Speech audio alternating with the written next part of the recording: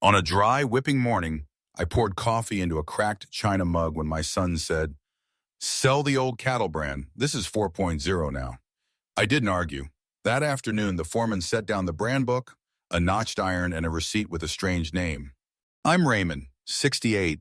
My left leg still numb after last winter's hip surgery. Out on the high plains, the wind starts before the sun shows. It runs in long ribbons over the ridgelines, hauling the smell of dry grass and salt dust sitting in the furrows. Every morning I brew a pot of black coffee and pour it into a chipped china mug. The one thing of Mara's that still holds the warmth of her hand. The crack is a thin ring. Everyone tells me to toss it, but I keep using it. A cracked thing that doesn't leak can still do its job, like a man after surgery who still finds his way to the cattle pens before daybreak. My boy Evan came back from the city 2 calving seasons ago. He brought a shiny silver laptop, glossy handouts, and words that sound like they were made somewhere else. Livestock data platform. Smart cold chain. ROI for the brand. He said the world had changed, that the brand, the hot mark pressed into a calf's hide to make our hooked R, was just a logo, and logos should be optimized. I didn't argue, not because I agreed, but because at my age I've learned something. When the young talk at the pace of their heartbeats, the old should listen at the pace of their breathing. That morning when he dropped "Sell the brand," the windmill creaked like somebody turning an old back. I looked through the window. Low fog clung to the edge of the pasture, and the puddle by the ditch threw up a pale strip of sky. On the rack hung the branding iron, its head with a tiny notch like a grain of rice. My father called it the notch, a way to know our own like a familiar mole on a cheek. Every time the iron glowed and touched a calf, there was a short hiss, a singed hair smell, and Mara's voice in my head. "Ray, don't let your hand shake. That mark is the herd's lineage. One wrong millimeter and it'll carry the wrong scar for life." I learned not to shake until the day my legs started trembling from bone-deep cold. Evan laid his papers out like cards, circles and columns in blue and green.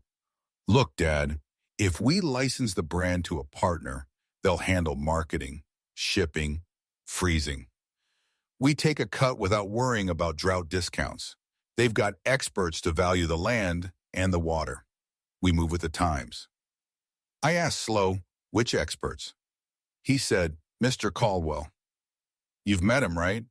I knew Caldwell. He came here last fall with a gold-trimmed fountain pen and shoes so clean, I wondered if he was allergic to dirt. He talked sweet, nodding on the porch like a cottonwood in wind, said he'd update the value of our place.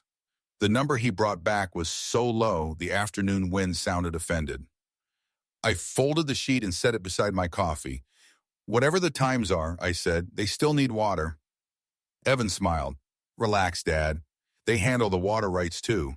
Half a day later, Hector knocked. He's the foreman, 58, built like a cured fence post.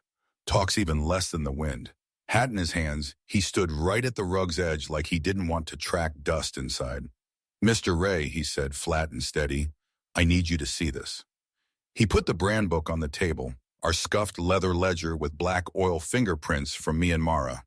Then he set down a branding iron, looked just like the one hanging on the rack, but the head was too round, missing that tiny notch.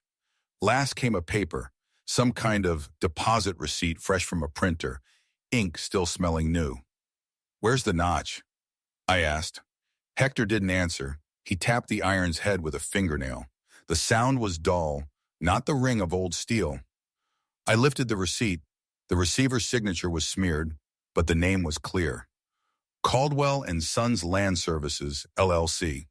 Under that, Deposit Brand Transfer Consulting. Noon slid in, and the wind hiccuped like it wanted to change directions. I sat on the porch steps. The wood creaked under my heel. Evan kept talking from the kitchen about pitching investors and octane standards for the cold chain. His voice fell in even drops like rain that never reaches the ground. I fed the stove and set the kettle on, watching a thin smoke line stain the ceiling. Another thing I learned after my wife passed: when you don't understand, don't rush to speak. When you do, don't rush either. Hector took the chair opposite, his heavy hands laced. "Mr. Ray," he said softer, This morning I saw Caldwell's aide's black car by the feed shed. Here's a still from the barn cam. He handed me a blurry print. Someone bent over the shelf where we keep tools. A flash like steel knocking steel. I shivered, not from fear, but because I could hear Mar again. Don't let your hand shake. All right, I said. Hector, this afternoon we go to the brand office. Bring the book. Bring this iron. Evan heard and turned. Dad, no need to make a scene. I'm just exploring price. Nobody brands with heat anymore. They use chips. I set my palm on the brand book's cool cover. You do your work, I said slow. Mine is to make sure you know whose ground you're standing on. I reached for my heavy coat and braced my hip. The sky was flat, a swatch of gray felt. Crows sat on the fence line, flaring and folding wings, eyes like dull rivets. The road into town crunched under the tires. Each pothole was a low note from a guitar and with slack strings. I thought about that missing notch. To an outsider, it's just iron. To someone inside the house, it's the way you tell kin. Switch the mark and everything becomes a stranger. On the seat beside me, the brand book lay open to a page in Mara's hand. The blue ink had faded, but I could still see where she wrote calf names, first weights, vaccine shots, weaning dates. In the tilt of her letters, there was one darker spot, like a thumb had pressed there when sweat ran. A calf follows its mother. A wrong mark makes it lose her. I laid my finger on that line and listened to the wind change pitch outside the window. Town appeared, post office timbers, the saddle repair shop, and the flaking white brand office sign. I cut the engine and paused a beat before opening the door. The smell of old paper and pine oil slid through the lid like a memory. Doesn't hit hard, just clings. Hector followed with the ledger in one arm and the wrapped iron in the other. I didn't know who began switching irons first, an outsider or an insider in a hurry, but I knew a brand isn't just hot steel and hide. It's a line of fire written through 3 generations, from my father's hand to mine and, if he understood, to my son's. I lifted my chin, took a lungful of dry air, and pushed the door. The door chime tinkled like a new-weaned calf's first call, small, shaky, needing its right name. I walked into the brand office with that slight tilt in my step, heels clicking on worn boards. The room held paper, pine oil, and a hint of stove smoke dragging itself along the curtain. Behind the counter sat Mrs. Whitaker, hair white as a rope rinsed in frost, eyes black and bright as 2 beans polished clean. She's been the county brand inspector longer than I can count with the cracks in my hands. Morning, Ray, she said, voice low and warm like a wool blanket kept near a hearth. Been a while. I brought the brand book, I said, sliding the ledger over, and an iron. Hector unwrapped the burlap and laid the iron down. Weak noon light showed that round, notchless head. She looked at it long enough for me to hear the wall clock. Where's the notch? She asked, same way I'd asked Hector.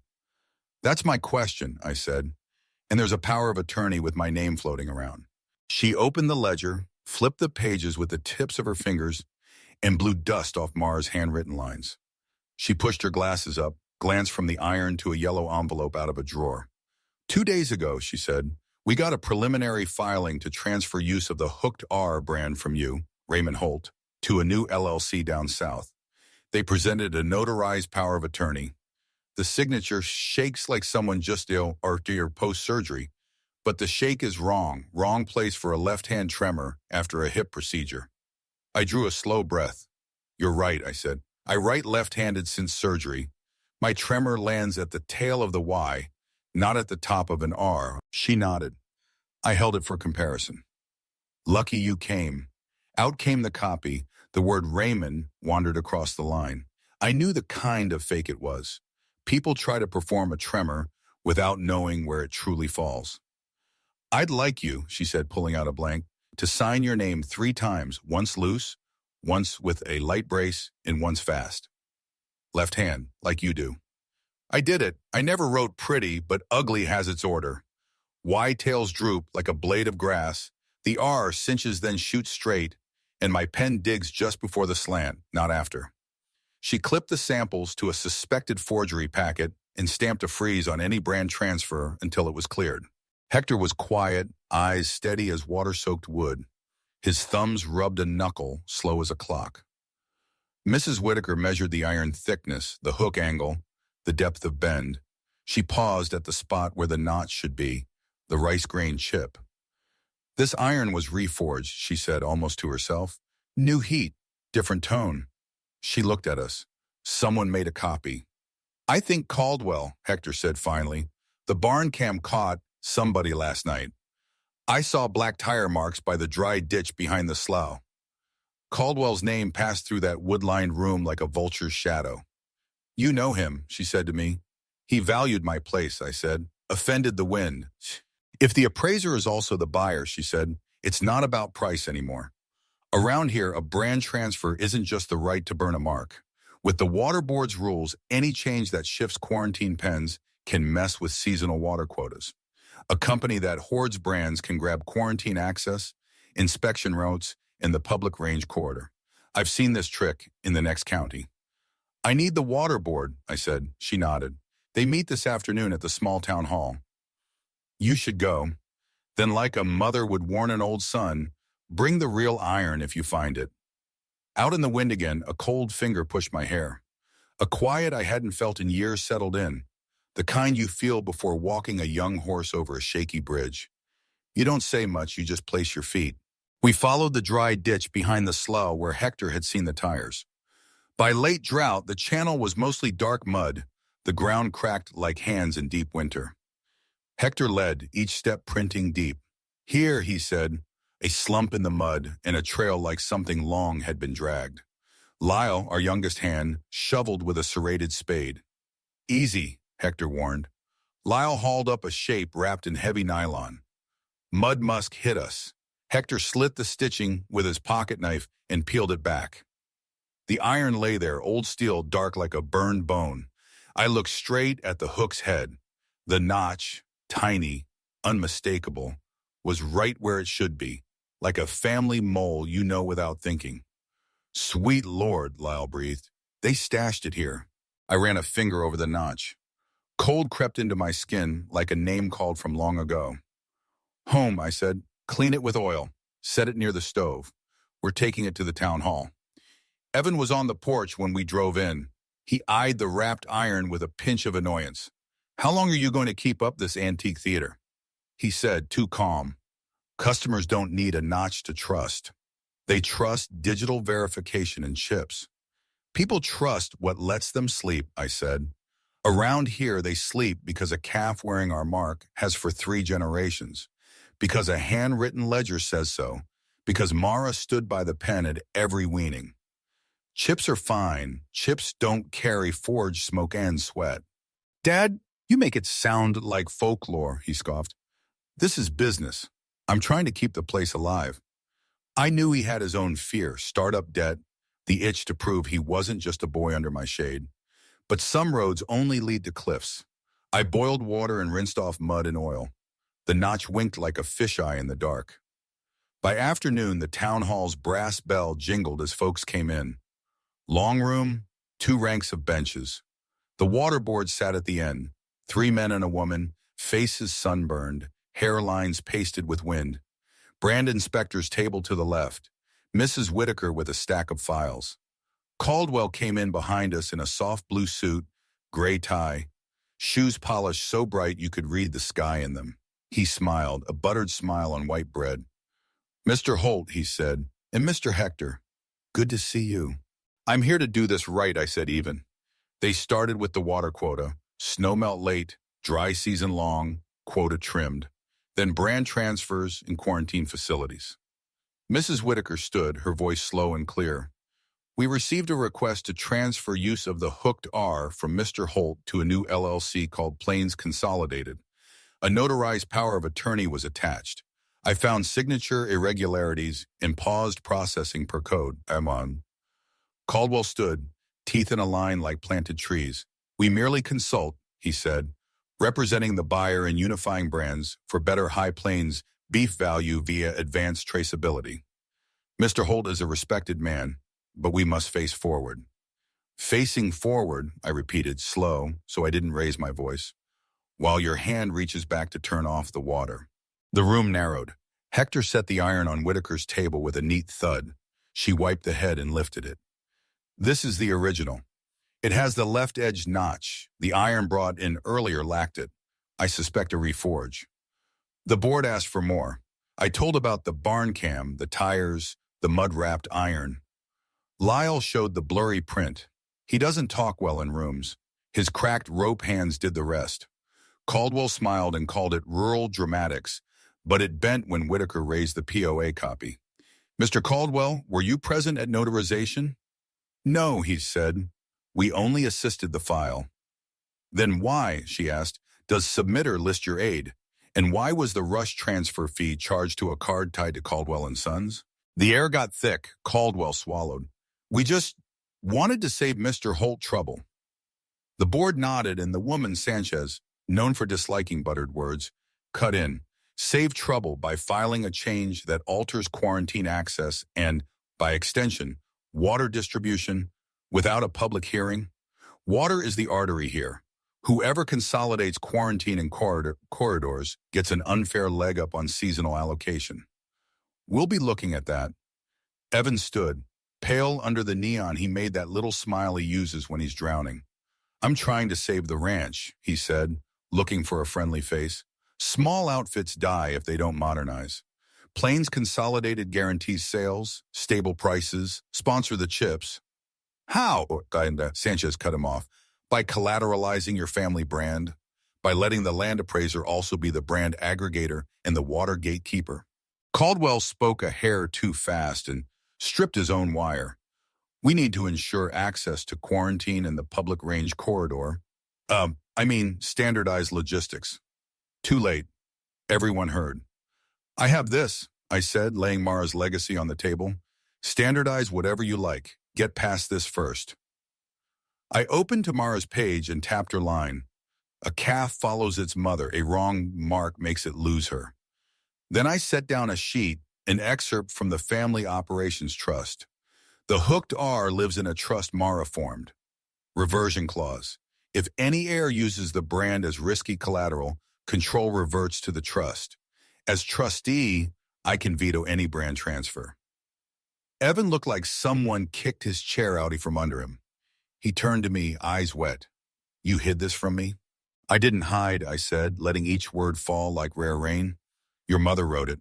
I kept the book on the shelf without a lock. You didn't read. The room tightened. In Evan, I could see a fire, anger tangled with old shame. He's my son. I know his shame the way I know the smell of his coat when he was little. But this wasn't a head pat moment. This was fence mending in a windstorm. Whitaker closed the file. I'm denying the transfer, she said, and I'm forwarding the forged POA to the county attorney. Sanchez nodded. The Water Board is opening an inquiry into cross-dealing between appraisals, brand aggregation, and water allocation. All Holt quarantine changes are frozen pending results. Caldwell tried to hold level.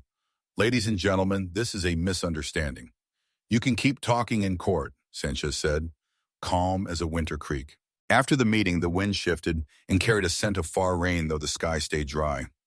Hector handed me a rough cotton handkerchief. That's one stretch done, he said.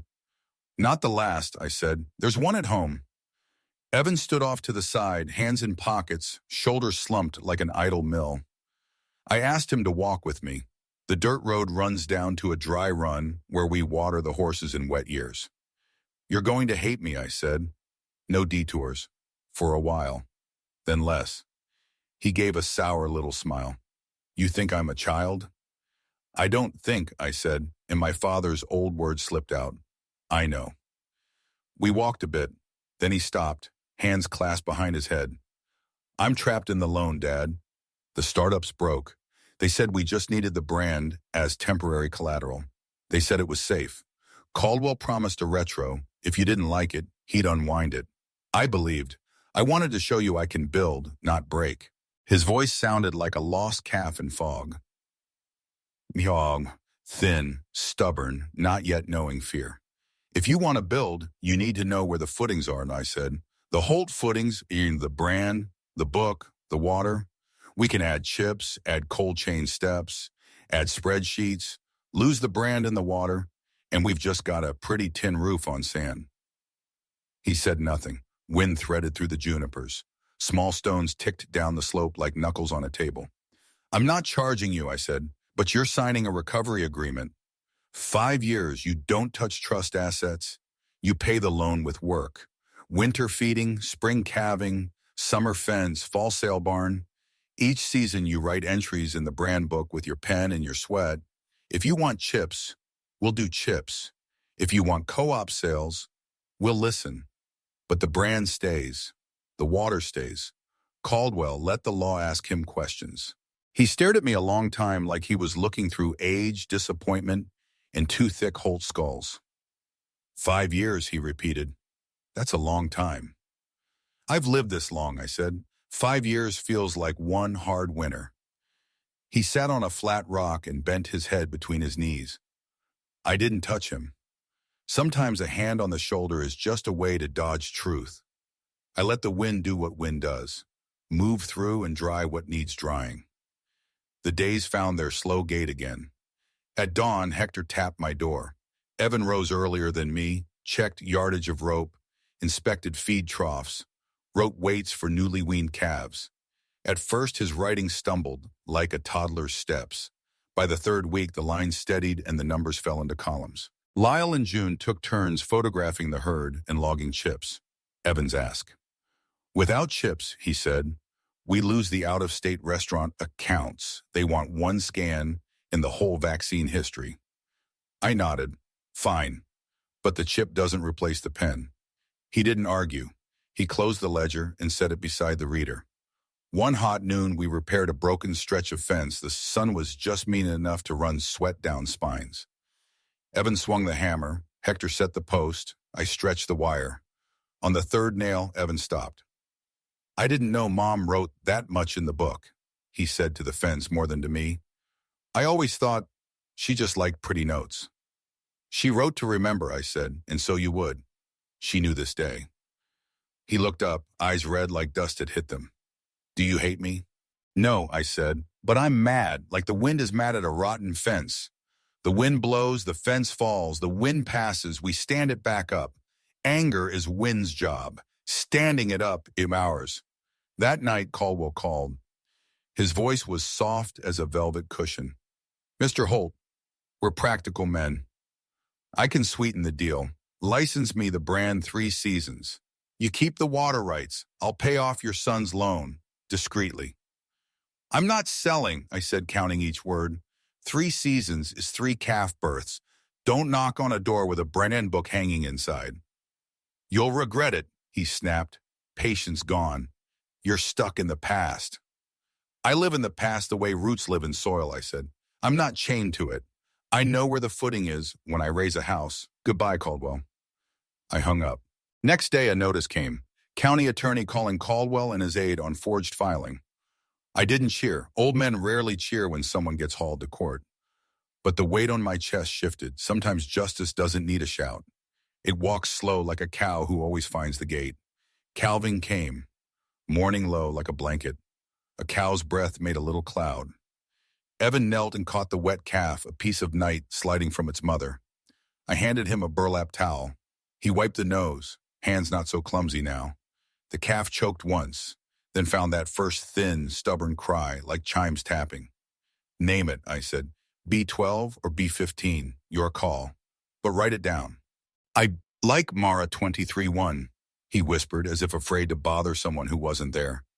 I nodded. Names sometimes pull a family line back from getting lost. Hector heated the true iron. Fire licked the steel red. He looked at me. I weighed it, this tool that is also a family tree. I passed it to Evan. His forefinger shook. Don't let your hand shake, I said, and Mara's words came out of me. He bit his lip, waited for the white-hot hue, and pressed.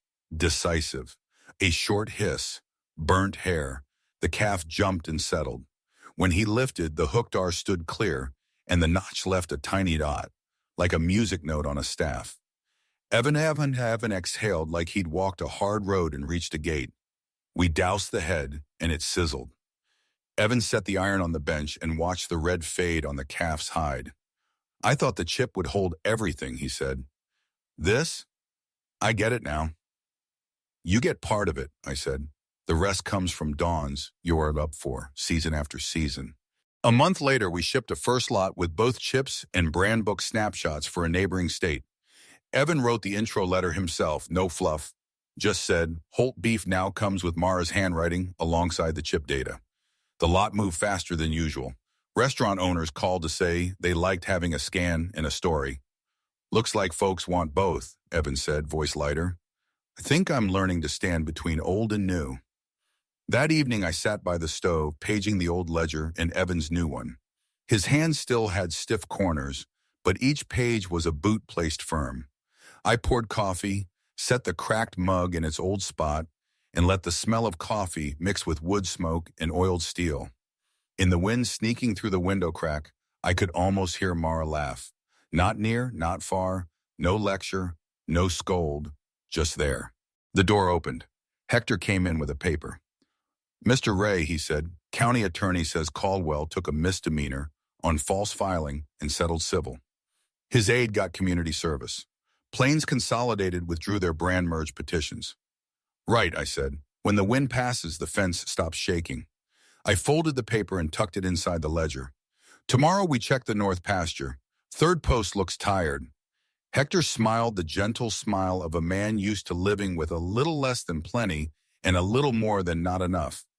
Any post can be replaced, a notch can't. One icy morning I woke later than usual. Old man sleep sometimes drops deep like a puddle after rain. White light spread across the window, fog thrown like a thin cloth over the pasture. Evan sat at the table with the new ledger. He placed a small brown notebook beside it. On the cover, in crooked letters, brand book, Evans. I made this, he said, not looking at me. So my entries don't chew up the old pages. I want to learn Mom's way, but I know I can't write like her. I'll write like me, but I'll keep her naming and I'll fill all the blanks. He slid it over. I set my hand on the cover, warm from his pocket. On the wall, the iron hung in its place, the notch catching weak light. I stood very carefully, afraid to wake what can't be seen in this house. Old sadness, old joy, Mara's soft step on these boards. I reached to square the hook. Evan fetched a chair and held his hands up. I've got it. I sat, a small thing, but that morning something young inside my ribs found a just right place to lie down. Crows dotted the fence, black exclamation points at the end of the wind sentence. I sipped coffee and listened to the windmill creak. Every sound felt carved with a knife into the morning. People say you have to go far to see home. Sometimes you just need to step back and lay a hand on an old ledger. Evan spoke last, brief. I'm sorry. I nodded. Yep. I didn't add I forgive you. Forgiveness can be a signed ticket from someone in charge. What we needed was to set posts in a win. Forgiveness would come in the doing, him waking early, me walking a half step slower so he could keep pace. Summer threw a blanket of sun over us. We moved the herd north where the grass felt like the back of a fat cow. The gate clanged a note I've known all my life. Evan opened the path. Hector lugged fresh wire, and I counted heads through the opening. The wind brought a sweet mix of weeds and warm iron. At the far edge, an old man leaned on a stick. I knew him, the retired blacksmith from the saddle shop years back. He nodded at me, then lifted his chin at our iron. Pretty notch, he said, voice like a hammer kissing an anvil. Don't ever polish it out. I won't, I said. He smiled and shuffled off like an old ox stepping out of a mud lot. I watched him and thought of the old men here who held their trades with both heart and joints. When they go, what notches will remain? I slid a hand over the ledger in my pocket, felt my sweat soak the leather, and thought, that's enough. Late that day, a rare rain came down, straight stitches sewing the cracked ground. The herd tucked in, dark backs gleaming. Evan ran to pull the panels in, hair pasted to his forehead, grinning like a boy. I stood under the eave with my palm on a post, feeling drops knock my fingers. In the rain's noise, I heard Mara call a calf's name. Life follows life. Maybe that was memory playing tricks. Maybe it was wind. I didn't argue. At night, the stove burned a modest flame. Hector read out some lines from the old ledger, his voice rocking like a boat in rain. I closed my eyes and let Mara's words turn like dry leaves. When Hector stopped, the room held still. Evan opened his new book, set his pen down, and hesitated. I nodded. He began. Mara 23, 1, 72 pounds, first shot, weaning date, blank. His letters weren't pretty, but they knew where to stop. I cracked the window. Rain smell came in with smoke and the leather of the saddle hanging in the corner. On the wall, the iron shadow slanted, the notch making a neat dark dot like a sleeping child's eye. I thought of Caldwell and his promised regret. Regret is a big word. At my age, I pick smaller ones. Hold, set, count, lift. They work better. I turned to Evan. Tomorrow you and Hector go see the water board, I said. Ask about the support program for the Big East Trough. This year we add a tank. You do the paperwork. Tell Mrs. Sanchez you're with the Holts, not with any company. Yes, sir, he said, no wobble in it. Before bed, I set the two ledgers side by side. The old cover was worn and the new still smelled of paper. I didn't pray out loud.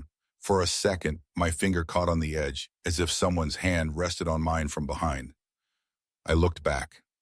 No one. Just wind-changing key outside and the wall clock keeping the job it always keeps, without praise, without record. Next morning, I rose early, left hand still a little numb, same as always. I carried the coffee out to the porch. The wind touched my skin like an old friend joking. In the kitchen, Evan made a clatter that made the house sound young. Hector crossed with a new coil of wire and nodded. Lyle pedaled in through the mud the rain left and hollered, "Mr. Ray, somebody called in for more beef." I waved that I heard and took a sip. I thought about the road we've walked in these few short weeks. From fake iron to true notch, from forged papers to the real book, from the loud talk of modern cold chains to the slow breath of a herd changing seasons. More wind will come. More Caldwells will come. We're still here. On this land, still here means the windmill still squeaks in the morning, the gate still counts the cattle, and a calf's name still gets inked in a book. At noon in the pen, I set my palm on the brow of the oldest cow. She shut her eyes and leaned her forehead to my shoulder for one beat and stepped on. Inside my chest, I heard a small click, like a latch set right after being off for years. I don't have a name for that. That afternoon, I wrote one more line in the ledger. Arth wind shifted. East fence, sound. Evan came back and laid a waterboard paper on the table. They'd approved support for the new tank without messing with our base allocation, plus a smart meter program. I nodded. Good paper, I said. He smiled and wrote in the ledger, East tank, install on the 12th. When the sun dropped behind the hills, the sky turned bronze-burned. I hung the iron back on the nail my father used. The notch caught the last light like a fisheye looking back. I rubbed the iron's head, old skin on old steel, and felt a small, coal red warmth inside ash. Tomorrow and all the days after won't run out of jobs. New calves, hay, books, waterboard forms, out-of-state orders, the third post up north, a south fence that will rattle when the wind swings, and somewhere a new Caldwell smiling flat. But here, in this house, we put the notch back where it belongs. And when the notch is in its place, everything else, coming or going, knows where to stand.